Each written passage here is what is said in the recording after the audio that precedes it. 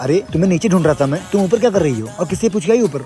किसी से नहीं, वो रूम में बहुत घुटन हो रही थी तो थोड़ा हवा खाने के लिए आई ऊपर। अभी कोई देख लिया तो क्या बोलेगा? क्यों बोलेगा भला कोई, मैं तो अपने छत पे खड़ी हूँ ना। फटाफट नीचे जाओ। आपको तो दूसरों की ही पड़ी रहती है। क्या हुआ बहुरिया, ऐसे क्यों बैठी है? कुछ नहीं हुआ तो इतने गुस्से में काहे बैठी हो? देखिए ना माँ जी, इस रूम में कितना घुटन हो रहा है, एक एसी तक नहीं है इस रूम में। मैं थोड़ा ऊपर चली गई थी थोड़ा हवा लेने के लिए, उसमें भी इन्होंने मुझे चिल्ला के नीचे भेज दिया। अरे बिटिया, अभी तेरी नई नई शादी हुई है, घर में नात बात भरे पड़े हैं, बस 4-5 दिन की और बात है। जी माँ जी। अच्छा दुल्हनिया, तूने कुछ खाया? नहीं माँ जी, भूख तो लगी है। एक काम करिए ना, आप मेरे लिए एक कॉफी और एक सैंडविच बना दीजिए। काफी ऑफी तो नहीं है बिटिया, लेकिन किसी से भेज के मंगवाती हूँ। क्या अपने प्यार के लिए इस परिवार को संभाल पाएगी ये दुल्हन? अरे ओ नहीं बहुरिया, थोड़ा चीनी मिलेगी क्या? हाँ जी चाची जी, आइए बैठिए, मैं लेके आती हूँ। अब बहू, तुम्हारी सास नहीं है क्या घर पर? नहीं चाची जी, माँ जी बाहर गई हैं। अच्छा, वैसे बहुरिया एक बात बताएं, किसी से कहना मत, तेरी सास तेरी बहुत बुराई करती है। हाँ अच्छा, क्या कहती हैं? देख बहुरिया, तू तो पूरे दिन काम धाम करती है, ऊपर से सबका कितना ख्याल रखती है, इसके बावजूद भी तेरी सास पूरे मोहल्ले की औरतों से तेरी बुराई करती फिरती है। कहती है मेरी बहू ऐसी है वैसी है, मेरी बहू कामचोर है, एक भी काम नहीं करती है। ऐसी बहू पा करके मेरी तो किस्मत फूट गई है। बताओ बहू। अच्छा माँ जी, ये सब कहती हैं? आने दीजिए, आज मैं बताती हूँ इनको। बहू आ गई माँ जी। आप सबसे पहले ये बताइए, आप मोहल्ले वाली औरतों से मेरी बुराई करती हैं? किसने कहा ये सब? चाची जी बोली हैं। क्यों रे कमला, मेरे न रहने पर यही सब करने आती है मेरे घर? नहीं, मैंने कब कहा बहू, मैं तो बस। चुप कर, तेरी इन्हीं सब हरकतों की वजह से तेरे और तेरे बहू के बीच में हमेशा लड़ाइयाँ होती रहती है। और तू अरे मम्मी, गहने की बात तो छोड़ो, आपको पता है मम्मी, मेरे ससुराल वाले इतने गरीब है कि इनके घर में कभी राशन ही नहीं रहता। सुबह 1 किलो चावल आया तब जाके खाना पकाए। देवरानी जी। जी दीदी। किचन में आओ, काम है। जी दीदी आई। मम्मी आपको क्या बताऊं, कल रात को जेठ जी ने जेठानी जी को थप्पड़ मारा। मम्मी ये घर ना पूरा सीरियल है, इन लोग के ड्रामे तो कभी खत्म ही नहीं होते। देवरानी जी। जी दीदी। तुम इस परिवार की छोटी छोटी बातें अपनी माँ को क्यों बताती हो? तो दीदी, मैं अपनी माँ को नहीं बताऊंगी तो किसको बताऊंगी? अगर बतानी ही है तो अच्छी बातें बताओ। अगर ऐसी बातें बताती रहोगी ना तो तुम इस परिवार को कभी नहीं अपना पाओगी, और तुम्हारे मम्मी पापा को भी लगेगा कि तुम यहाँ कभी खुश नहीं हो। अब शादी के बाद यही तुम्हारा परिवार और यही तुम्हारा घर है। मुझे लगता है तुम्हें ये सब बातें अपने मायके में नहीं बतानी चाहिए। जी दीदी, दोबारा मैं ऐसी गलती नहीं करूँगी।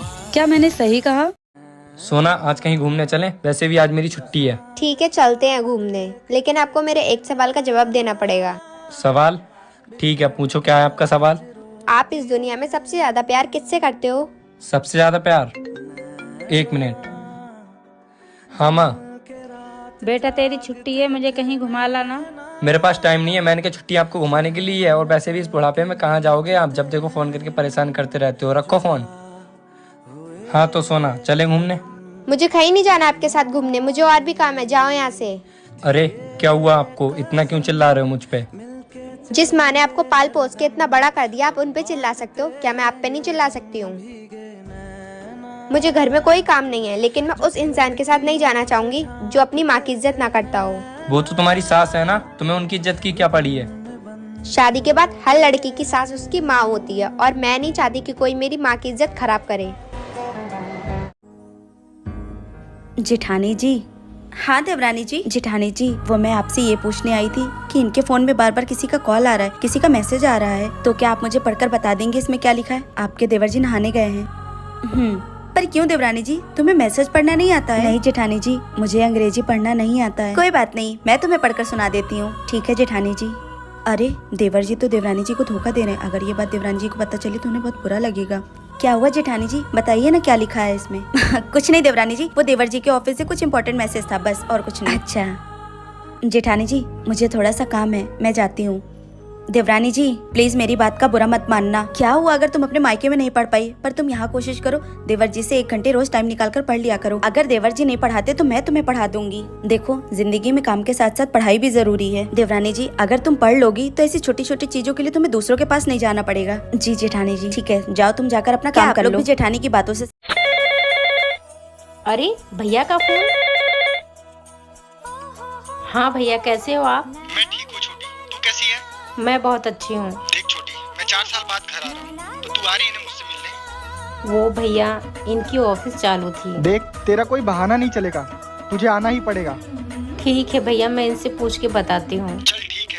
ठीक है भैया। सुनिए, हाँ, वो मेरे भैया 5 साल के बाद घर आ रहे हैं, तो मैं सोच रही हूँ 10 दिन के लिए उनसे मैं मिल के आऊँ।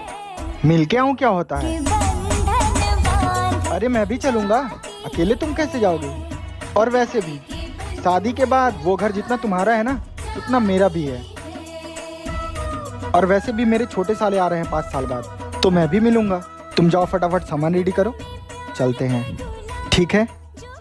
क्या आपके भी हस्बैंड आपको ऐसे ही सपोर्ट करते हैं तो कमेंट में ज़रूर बताएं।